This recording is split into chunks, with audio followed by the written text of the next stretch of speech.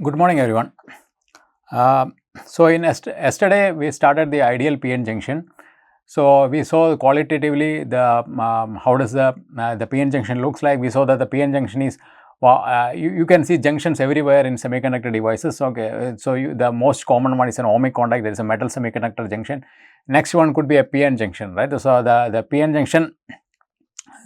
So, we looked at the ideal PN junction. We try to understand the PN junction qualitatively, right? What happens when a PN junction is formed? How does it reaches the equilibrium? How does the energy band diagram looks under equilibrium?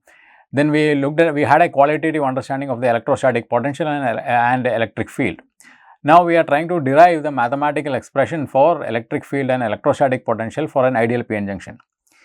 As we discussed earlier, so in the ideal PN junction, so this is a p side, this is the n side, both are uniformly doped, right? And this is the space charge region or the depletion region. So in the depletion region, you have only the ionized, the charges due to the ionized impurity carriers. There are no electrons and holes. That is known as the depletion approximation. And also in the quasi-neutral region, okay, so the space charge density is 0. So if we solve for this one, essentially we saw that, okay, if you solve this one, okay, we can using the Gauss's law, that is del dot E, del dot E is equal to rho by epsilon, right? So the dE by dx is equal to rho by epsilon. If you solve this one, and if you solve for the boundary condition, that is the field goes to 0 here at this point and this point, you can find the electric field, right? Then if you integrate the electric field once again, okay, you can get the electrostatic potential. Okay, that is also we did in the last class.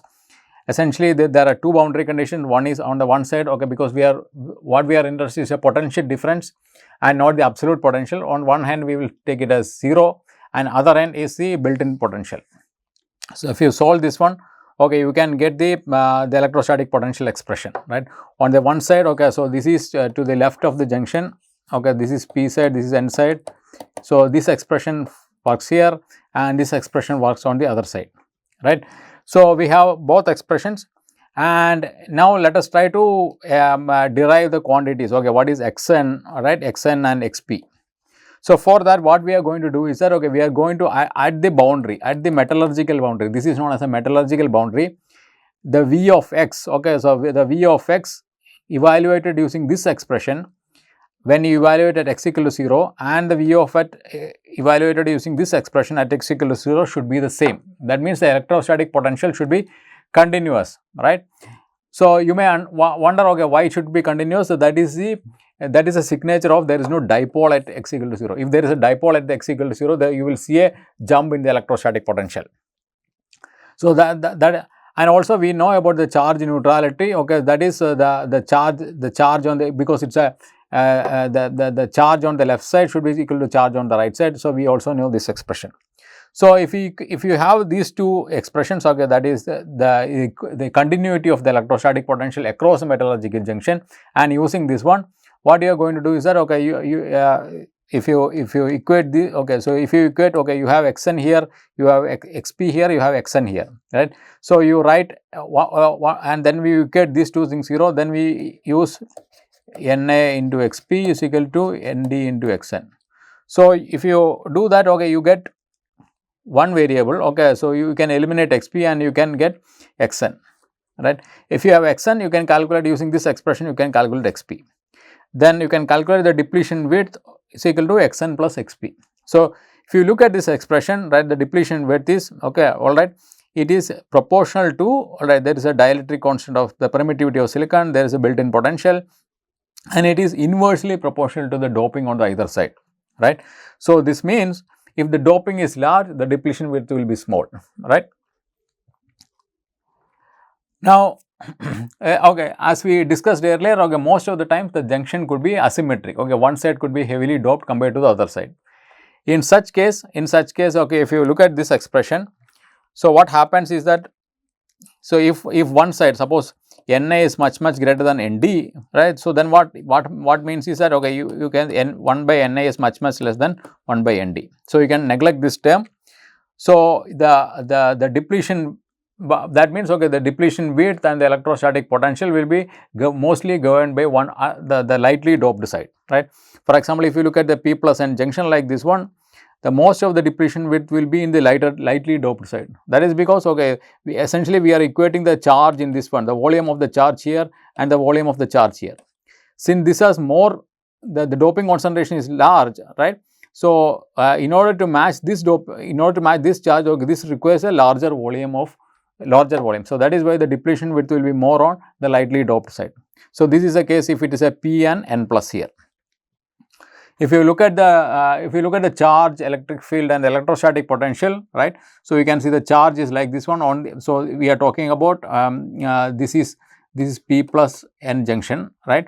So, you have a you have a large depletion width on the N side, right, just like this one, and there is a charge here. What about the charge on the P plus side? Okay, the charge in the P plus side is all here. Okay, that is because suppose if it is this Na is suppose like it's like 100 times Nd.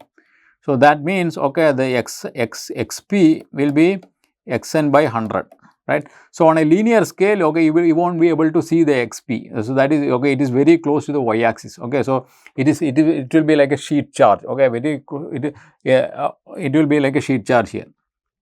So, if you try to integrate that to get the electric field, okay, what will happen is that, okay, so here you will see some kind of a jump here. That is what you expect, like a sheet charge kind of a phenomena.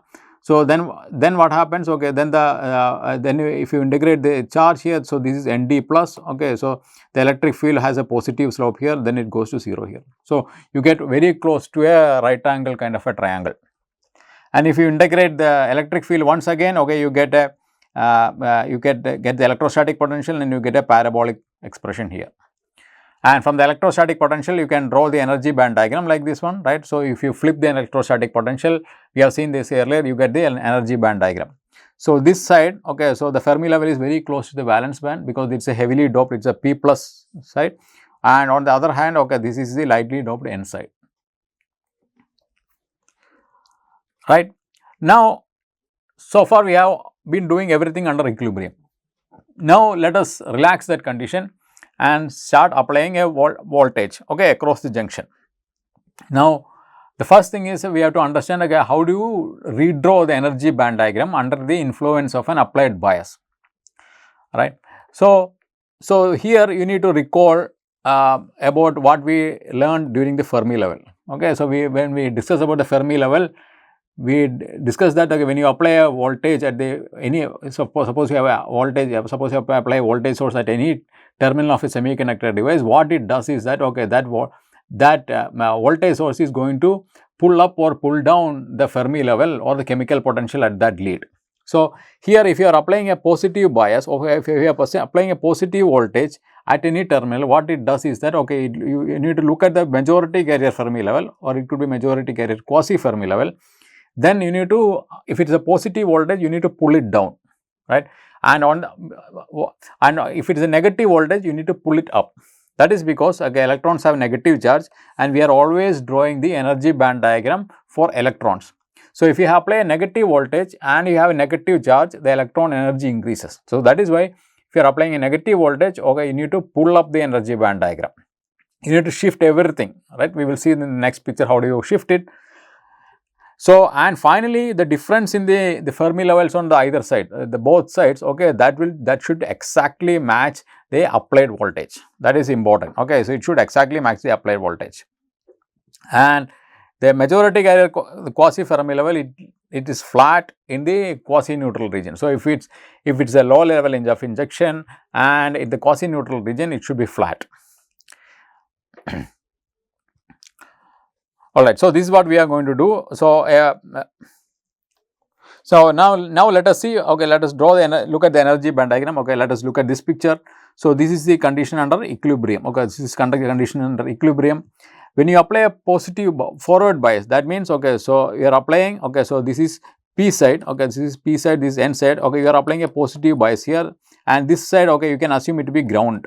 Okay, so that is easier. Okay, rather than applying positive here and negative there, let's apply a ground on one side, and relative to that you are applying positive or negative bias. So, what we can do is that, okay, we can directly connect this ground. Okay, so this ground to this Fermi level, right. Then we saw that, okay, on this side of the Fermi level, this is a quasi Fermi level for holes here, that is a majority here because this is a P side. okay, you are applying a positive bias, that means, okay, you need to pull it down, right. How far, how much do you pull it down? We should pull it down by the exact amount as VA, right. So, if you look at this, okay, if you try to draw the energy band diagram here like this one, okay, so this difference should be exactly Q times VA, right. So, the Fermi level on the P side goes down by Q times VA, right. So, and when it goes down, what will happen? You look at the energy barrier. Okay, earlier this was the energy barrier here. Okay, this was VBI. So, in this time now energy barrier, because this side has gone down by VBI minus. So, this will be VBI minus VA, right. So, this is what happens. So, the energy barrier is now gets modulated by the application of the bias. On the other hand, suppose you are applying negative bias at the P side. Okay, so here also you can apply this ground here. So, if you look at this point here, then this side will move up. Okay, so sorry. So, this side will move up by QVA. So, the P side will go up by VA. So, if you look at the energy barrier, corresponding energy barrier, this is actually VBI plus VA. So, energy barrier has increased. So, you can see what is happening when you are applying the bias, you are actually modulating the energy barrier for the electrons and holes. Once you have this picture, you can easily look at the charge, the electric field and electrostatic potential also. Okay, once you have the energy band diagram, you can flip and you can get what is going to happen, the electrostatic potential. So, you can see the electrostatic potential as we, just like the energy barrier, okay, the potential hill also is increasing, right. As you, if you apply a reverse bias, the potential hill is increasing. If you apply forward bias, the potential hill is reducing, right. So, if you look at the electric field here, the same thing happens in the electric field, right. This is nothing but, okay, so you can see this is, okay, the area under the electric field, okay, this area under the electric field should be equal to potential, right, minus this one. So, what happens is what you are doing is that you are modulating the area under this triangle, right. When you are applying positive bias, the area is reducing, but all you are doing is that you are changing the peak electric field, okay, this point is modulating. On the other hand, this slope, okay, all these slope are the same, because that is because we are not changing the doping is remain the same, that is, so this slope and this slope should be the same, only the peak value of the electric field gets modulated by the application of the bias. When you are, so then what is happening is that if the peak is changing and your slope is the same, that means this width will be modulating, right, this width will be modulating. That is essentially you are modulating the depletion width. When you are applying the bias, you are modulating the depletion width, right. So, you can see this is the charge profile area, the charge profile was only here, that is equilibrium. If it is a forward bias or positive bias, the depletion width reduces. If it is a reverse bias, the depletion width increases. So, this is just a qualitative understanding. So, that's a power of energy band diagram. Once you have the energy band diagram, you can explain all these things, okay, without even deriving a single mathematical relationship. So, that is very important, okay. So, you should try to build that intuition, right, what is going to happen, right. We should be trying to explain, okay, what may happen to my semiconductor device when you apply this one, from if you have the enough knowledge about energy band diagrams. Now, let us look at, okay, what may happen. So, this is, okay, so okay, let us look at again at the, let us see what happens if you are applying a bias. Now, let us try to see whether we can explain the current voltage characteristics, okay, again qualitatively. So, let us look at the energy band diagram. This is under equilibrium, right. Under equilibrium, if, okay, the Fermi level is flat here, okay, the Fermi level is continuous from the P side to the N side. Now, okay, so if you look at the electron distribution, okay, these are the electrons in the conduction band of the N side. This is the whole distribution at the P side. As you go higher in electron energy, the number of electrons are smaller and smaller. Similarly, as you go higher in hole energy, there are fewer holes at higher energy. Okay, so you can see the distribution looks like something like this one, right. So, this is peaking at half kT and then it has an exponential tail, okay. So, something like E minus EC by kT, right, minus like this one. So, this is the picture. At equilibrium, what happens is that, okay, some of these electrons may have higher energy, suppose have a higher energy than this barrier.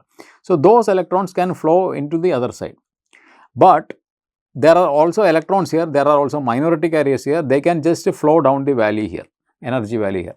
The same thing for holes, some of these holes may have energetic holes, okay, they can go to the other side, and there are minority holes on the in the end side, okay, they can flow, bubble up this side. So, at equilibrium we say that, okay, we should follow the principle of detail balance. So, whatever the electron, okay, the electron flow in this side is exactly matched by the electron flow in this side.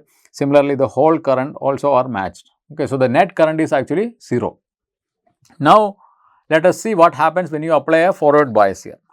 So, when you apply a forward bias, so this is ground here, then we are so we are pulling this side down, right. When you pull this side down, what happens is that, okay, you are not changing the band gap, okay, we are not changing the band gap, we are not changing the relative position of the Fermi level, we are not changing the relative position of the Fermi level, that is because the doping, we are not changing the doping, right, because of the bias. So, what is being changed is that we saw earlier this barrier, and this barrier gets reduced by VBI minus, in this case it is PN, the whatever the voltage, okay. So, now what happens is that, okay, now you will see you have more electrons here, okay, there are more electrons available who has energy higher than this barrier height. Then what will happen, okay, now the flow is asymmetric, right, you have more flow here compared to the electron flow in this side, right. So, because this is a minority carrier flow, okay, so this minority carrier, this is, so you have more flow in this direction. So, there are more electrons flowing in this direction compared to electrons flowing in this direction. And similarly, the holes also, you have more hole, the hole barrier also has reduced by the same amount, right. So, that means you have more holes available, more energetic holes available, okay, which can just cross over to the other side.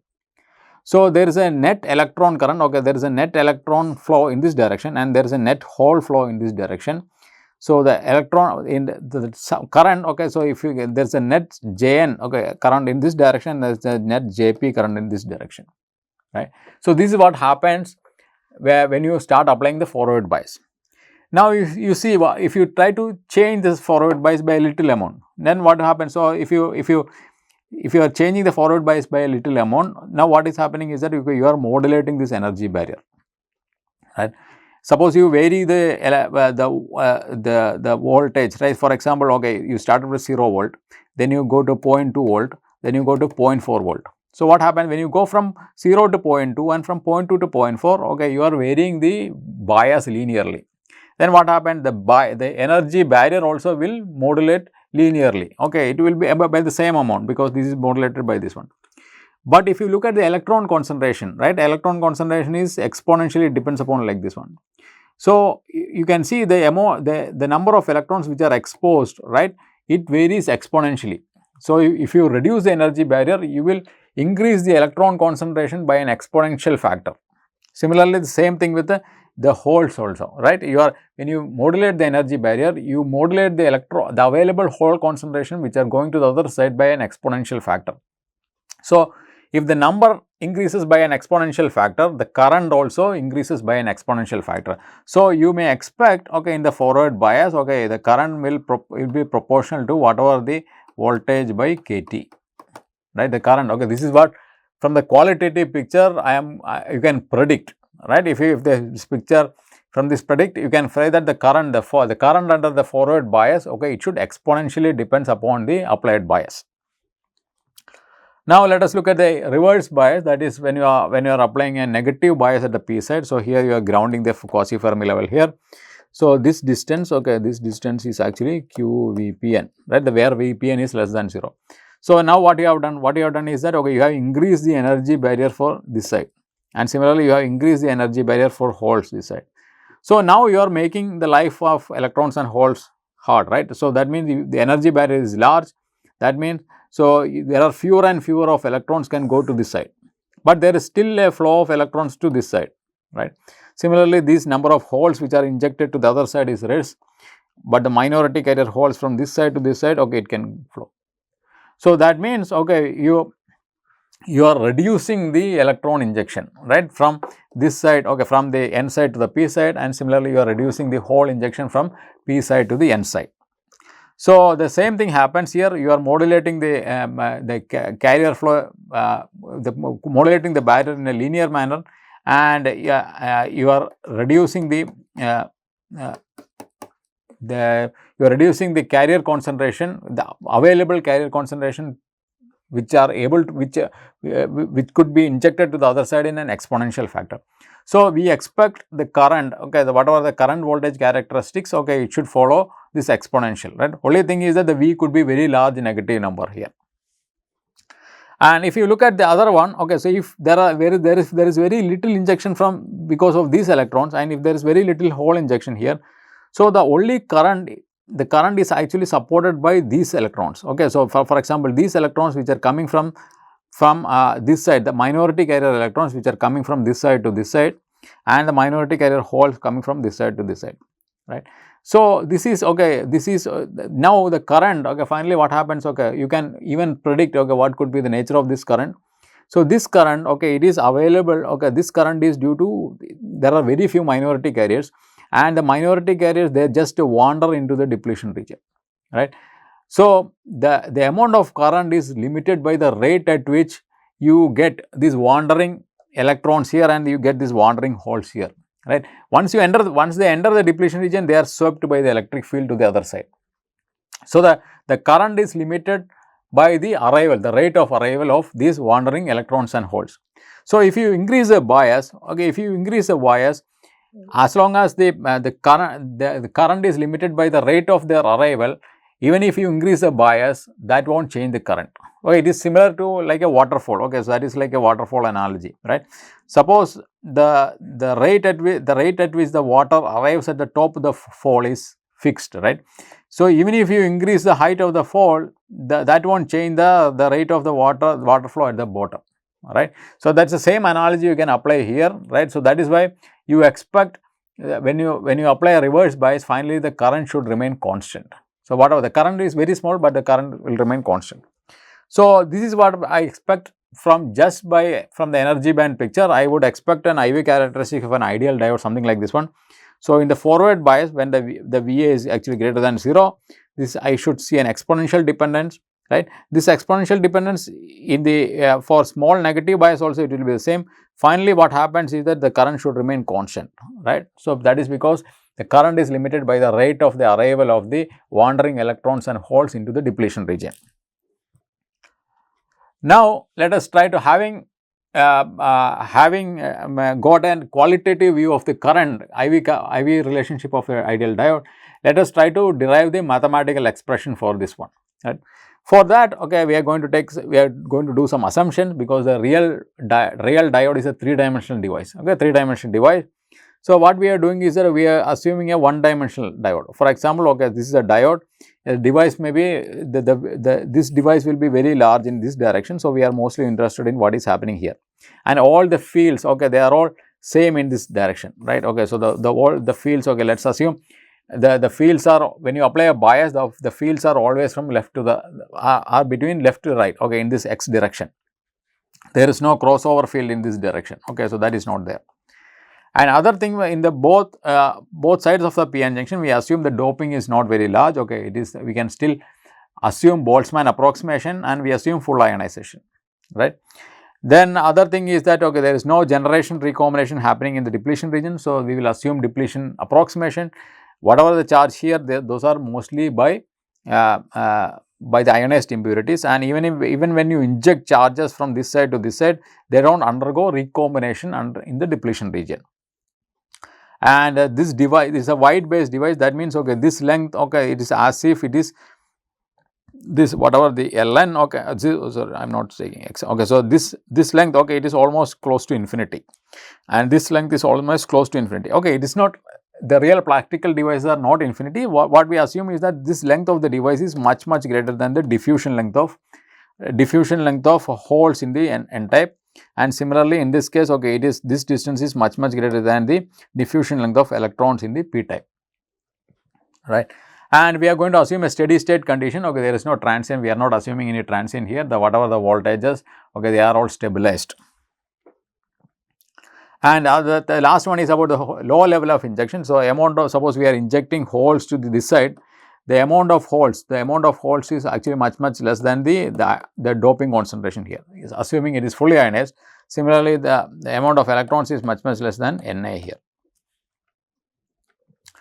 Now, okay, so what we are going to do is that we are going to solve the minority carrier diffusion equation. Okay, we have solved this minority carrier diffusion equation in many cases.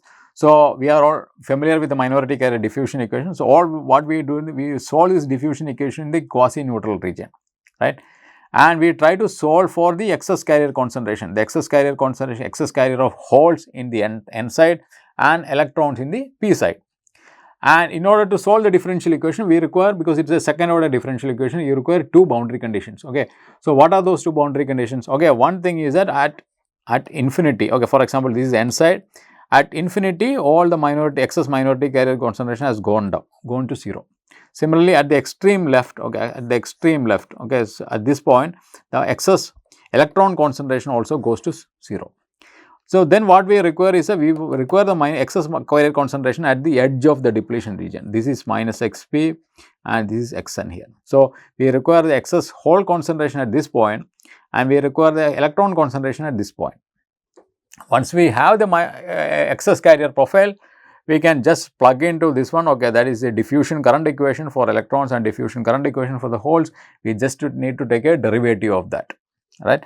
Once you take the derivative of that, what we are going to do is that, okay, we can calculate, because we are solving suppose we are solving the hole profile here and we are solving the electron profile here. What we do is that, okay, we calculate the hole current at this point and we calculate the electron current at this point, then we will add these two things. Okay, you may wonder why are you adding the hole current from one location and the electron current from another location. That is because ideally I would like to have a hole current and electron current at the same location, right, at the same location. But we are assuming there is no recombination happening in the space charge region. So, whatever the electron current here will be same as the electron current here. Similarly, the hole current here will be same as the hole current here. So, that is why I can add the electron current from the left edge of the depletion region to the hole current to the right edge of the depletion region. Now, let us try to find, okay, we still want that boundary condition. What is the carrier concentration at the edge of the depletion region?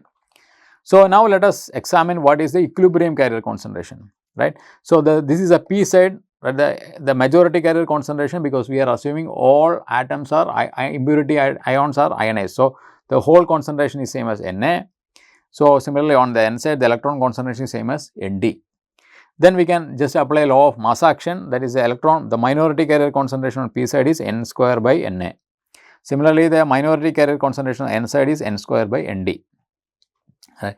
And we are assuming low level of injection, that means even at the so these under equilibrium, even though we are applying a bias here, since the low level of injection is valid, so this concentration, these profiles will remain the same, the majority carrier profiles. Okay. So, the minority carrier will be different, but the majority carrier concentration will be the same, because we are assuming low level injection. Now, what we are going to do is that, okay, so we are interested in the boundary condition, the minority carrier. What is the excess amount of the minority carriers when you apply a bias? For that, we need to look at the energy band diagram under non-equilibrium, that is when you are applying a forward bias. So, when you apply a forward bias, we saw that, okay, you are shifting the Fermi levels by this one. So, now if you write the whole concentration, if you write the whole concentration here, okay, this is Np, right. So, the Np is equal to Ni exponential Ei minus Fp. Okay, so these are the quasi Fermi levels, right. And similarly, electron concentration, we need to invoke the quasi Fermi level for electrons. So, if you take a product of these two things, okay, Pn is equal to Ni square E of Fn minus Fp, right. Fn minus Fp, so this is we saw that, okay, the Np product may not be equal to Ni square under non-equilibrium condition. So, this is a case, okay, where the Np product is not equal to Ni square. Now, if you look at this factor, okay, there is an Fn minus Fp here, right. So, Fn minus Fp is this delta, right, and we saw that, okay, if you are applying a bias, okay, this is nothing but this bias. So, we know this one, the product of Np is equal to Ni square exponential Qa by Kt. So, this is what is called as the law of the junctions. Okay, that's when you apply a bias across the junction, how does the Np product gets modified. So, having armed with this condition, now we can go back and calculate, okay, what is the minority carrier concentration. So, on the p side, okay, so this is a the majority carrier concentration, then all you need to do is that, okay, in order to calculate the electron concentration, so if you want to calculate the electron concentration here, what we do is that, okay, we know the NP product, okay, we know the NP product is this one, right. So, then electron carrier concentration is nothing but this product divided by the whole concentration, right. So, that will give you this quantity. If you look at this quantity, okay, this factor is nothing but the equilibrium electron concentration, that is this quantity, and this is multiplied by a factor here, that is an exponential factor. That means the minority carrier concentration gets increased. Suppose VA is greater than 0, then the minority carrier concentration was enhanced by this factor, by this exponential factor, right. Then the whatever the excess carrier concentration, you can calculate the excess carrier concentration. This is nothing but the this minus the equilibrium value. Okay, so this is the equilibrium value here. So then you get this exponential QA by KT minus 1 factor. Right? This is a minority carrier concentration, and this minus 1 is coming from because we are calculating the excess carrier concentration.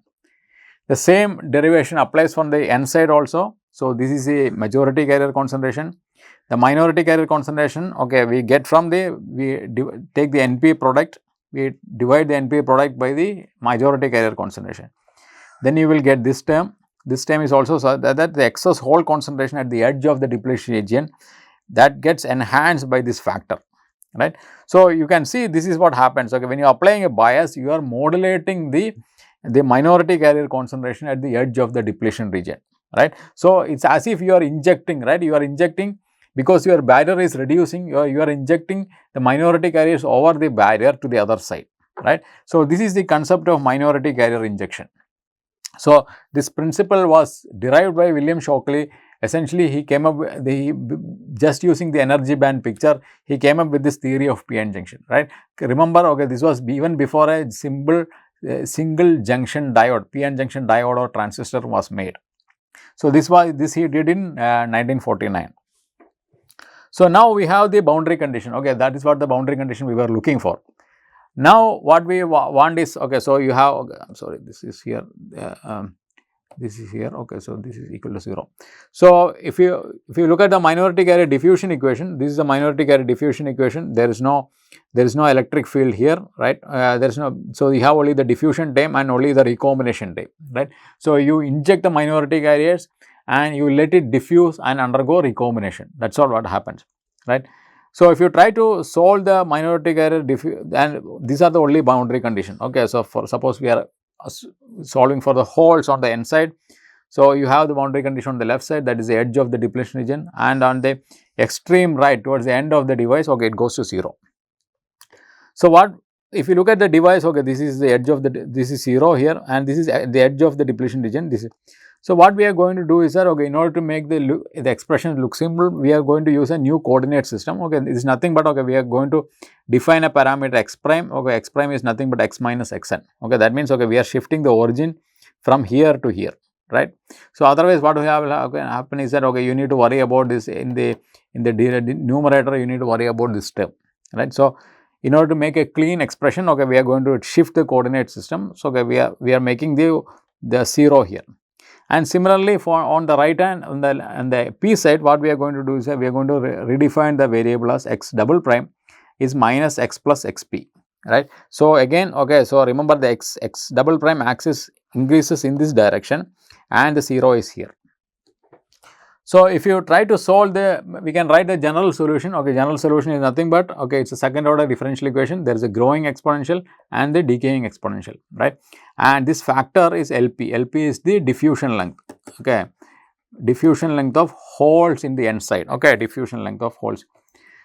So, if you try to apply the boundary condition, okay, because the excess carriers should go to 0 at x tends to infinity, right, x tends to infinity, that means you cannot have a growing exponential, right. So, then that means the A1 should be equal to 0, then you can directly get A2, okay, A2 is nothing but the excess carrier concentration at x equal to 0, that is x prime equal to 0, right. So, you can get the excess hole concentration on the N side, okay, this N side. Similarly, you can get the excess electron concentration on the P side, right. So, you can see this expression now. Now what we have to do is that, okay, once you have the excess carrier concentration, you can take a derivative and get the diffusion current expression. So the diffusion current is nothing but this one, right, minus q dn dou n by dx and minus q dp here, right. So if you take a derivative of that, right, if you take a derivative of that, okay, you can get this expression here, right. You remember, you keep a note, okay, this, there is a minus sign is here, that is because your x prime axis is, okay, x prime axis is going in this direction, okay, even though the electrons are flowing in this direction, but actually the current is actually going to be in this direction, but your x prime axis is opposite to the x axis, okay. If you recall, x prime axis is minus of x, okay, that is why you need to retain a negative sign here, right. For the holes, okay, it's okay, the holes already they have a minus q, okay, that is a minus q is here, that is from the diffusion, and if you take a derivative, okay, the whole holes are diffusing in this direction, the holes are moving, but the concentration gradient, the slope of the concentration gradient is negative here, so that is why you require a negative sign here. So then what you do, you evaluate this current at the edge of the depletion region, that is at x equal to, at x prime equal to 0 and x double prime equal to 0 and x prime equal to 0. If you put that one, okay, essentially you get this expression here, right, this expression here, and you call and this entire factor as Js, okay. So the current density is equal to Js into exponential qV by kt minus 1, okay. So let us look at, okay, if you apply Va equal to 0, okay, that is Va equal to 0, exponential of 1, okay, exponential of 0, that is 1, 1 minus 1 equal to 0, that is at equilibrium, you are getting, you are looking at the sanity of this equation, that is the current equal to 0 at when equilibrium. So this equation, okay, is actually known as the ideal diode equation, okay, ideal, that is the PN junction, for ideal PN junction, this is the current you may expect, okay, and this is known as a Shockley equation because he derived it first in 1949. Then let us look at the current density profiles, okay, if you try to look at the current density profiles, right, okay, we are assuming a P plus N junction here, right, that is why you have, if you look at the edge of the here, okay, you have delta P here, this is delta N here, so the delta P is larger than delta N here, okay, so that is why it is a PN junction here. So if you look at here, okay, so you know the diffusion profile, okay, so it is an exponential profile, so the current also, if you take a derivative of an exponential profile, you expect the Jp should also for decay in an exponential manner, the Jp profile. Similarly, Jn on the P side should also follow an exponential profile, right. And if you add Jn and Jp, you get the total current, okay, but the total current should be constant everywhere, right, because there is no additional source or sink for the currents, okay, that means the current should be continuous from left to right of the device. So the total current should be the same. If total current is the same, that means the total current is supported by both electrons and holes. So in this side, okay, you have a Jp diffusion here, here you have a Jn diffusion here, right. So but if you take a J minus Jp, you can get a Jn, okay. So there is some current which is being supported by electrons here, and similarly some current which is supported by holes here, right. So that, okay, so that profile also you can see this one, right. So now let's see what happens when you apply a reverse bias. Reverse bias also, this whatever the theory we have derived, okay, that is applicable for forward bias and reverse bias, right, because so now when you apply a negative bias, what happens is that, so what happens in the when you are applying forward bias, we are, okay, you are enhancing the minority carrier concentration like this one, right. This is what happens. When you apply negative bias or reverse bias, what happens is this goes below the equilibrium value, right. That is because you are applying minus QVA by KT, right. So that way it goes, okay, it goes much lower than compared to even the equilibrium value here. So this condition is actually known as extraction, right. So at the edge of the depletion region, the minority carrier concentration goes below the equilibrium value. But you can see there is still a shape here, okay, there is still a shape here.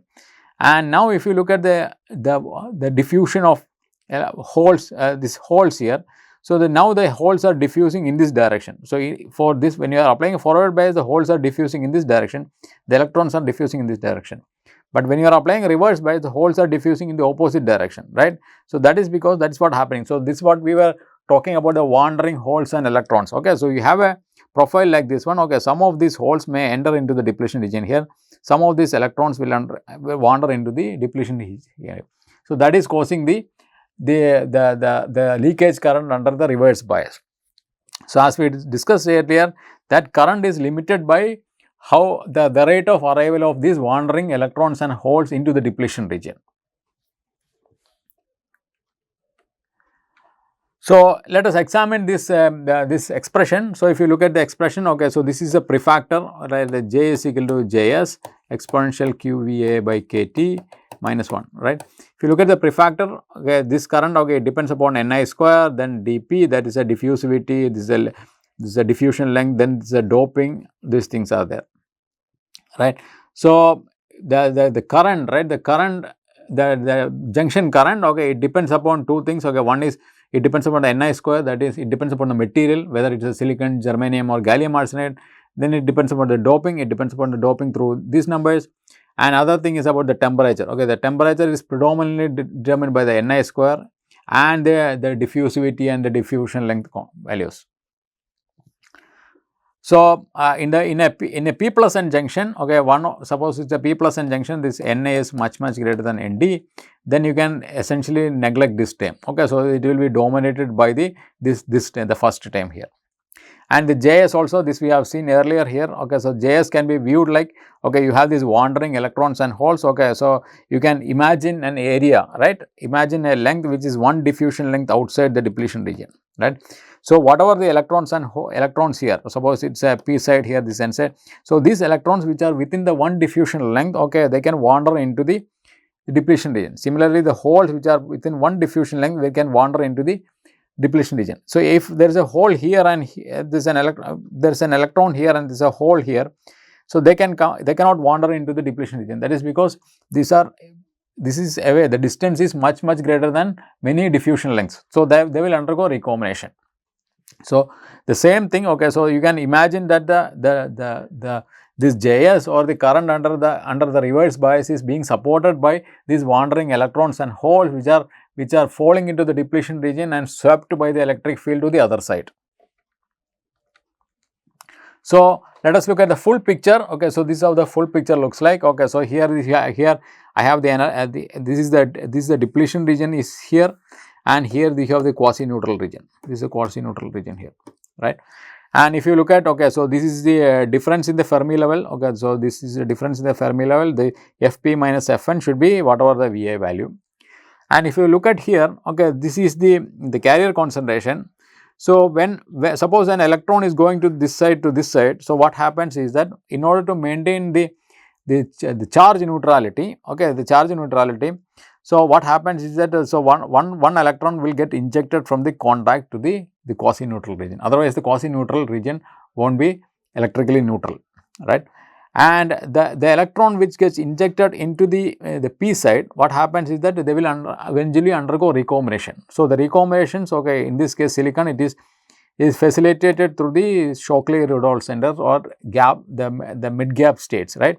So, in order for the electron to get recombined, okay, it will recombine with the hole here, okay. So, it will recombine with the hole. When one hole is taken, that means in order to maintain the charge neutrality, okay, so one electron will get injected to this external circuit, at the same time one hole will get injected in the p side, right. So, that is how you maintain the electron neutrality. So, that means, so it is as if one electron goes to this side, okay, then when one electron will get injected into the external circuit, right. So, you can see that is how the current is maintained, okay. So, for example, in order to maintain the electrical neutrality on this side, okay, you need to inject one electron to this side. So, that is how you can maintain the full path, right. So, same thing happens for the holes here, the holes also, the hole get injected to this side in order to maintain the electrical neutrality. So, you need to inject, okay, one electron hole pair is formed here and one electron will get injected in the external circuit and the hole will get injected into in the p type side.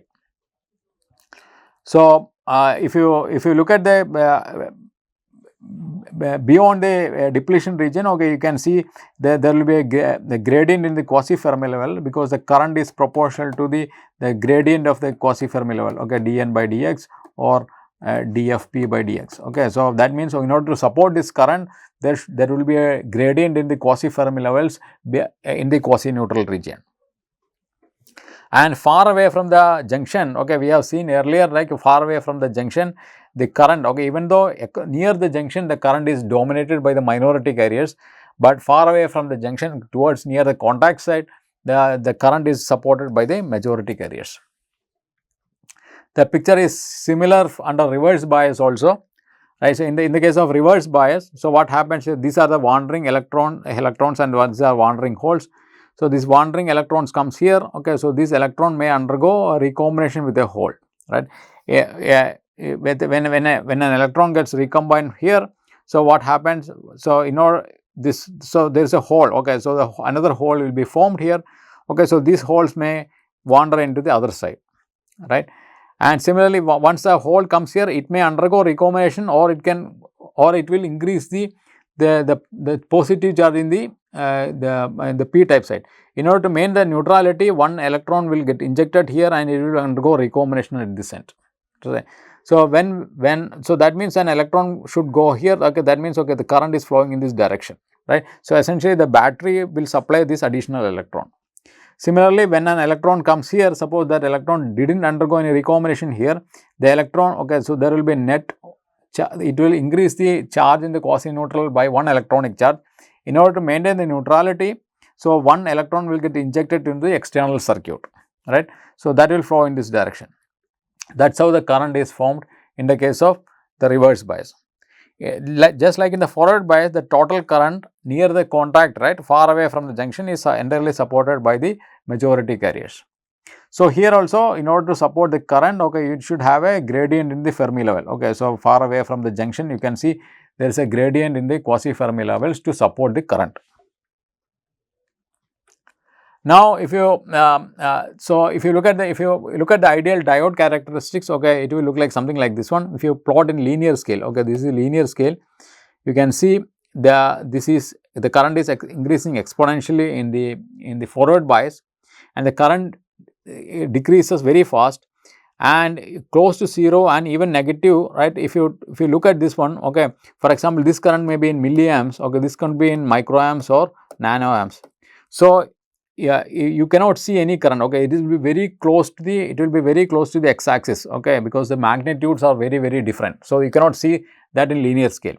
If you want to see the reverse bias current, okay, you need to plot the current in logarithmic scale. So, if in logarithmic scale and you see here, you are plotting the absolute current, right. So, if you look at the slope, okay, so this slope has a precise slope, okay, this is the slope of the exponential form. It is q by kt, because this is I naught exponential q by kt. Then it increases, then it goes to, okay, almost like a minus infinity. That is because the current should go to 0, and 0 in a logarithmic axis goes to minus infinity here. That is why you see a discontinuity here. Then, okay, then it is flat and under the reverse bias. If you compare it against a real diode characteristics, you can see this is a very good match between the ideal and the real device. So, you can see in forward bias, it has a constant slope here, but something happens at a very high bias, okay. So, it is deviating from this one, right. So, that is because, okay, there is something known as a series resistance, okay, even though we assume there is no drop in the quasi-neutral region, even though there is a current is flowing through the quasi-neutral region, and the semiconductor has a finite doping, okay, it is doped and it has a finite conductivity. We did not assume there is the ohmic drop in that region, okay. So, if the current is large and it may drop some voltage in the quasi-neutral region. And other happens in the reverse bias, okay, it is not exactly flat here, there is a small slope here. That is because there could be generation and recombination happening here, essentially mostly generation happening in the space charge region. So, there is some excess carriers are coming.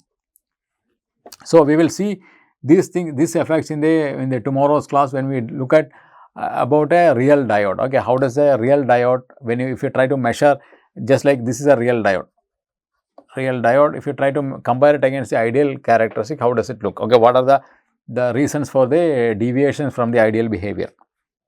But if you look at this one, right, the mathematical model of the diode, this whatever the Shockley did, right, as I said, okay, he derived this theory even before a single diode was built, right. So, it's a pretty good match actually, right. And now, so let us see what happens if you construct diodes with the different materials. Okay, for example, I have a germanium diode, I have silicon here, gallium arsenide phosphide. So, these materials these diodes have identical doping. Let us assume all of them are fully ionized, okay, as long as it is permitted, and then the only difference between these devices are the band gaps. Okay, the band gap is different. If the band gap is different, okay, so the JS has a proportionality Ni square, right? Ni square is there. So, that means the Ni square will be very different between these diodes. So, that is why the on current, okay, for a given bias, the on current will be very different, this one, right.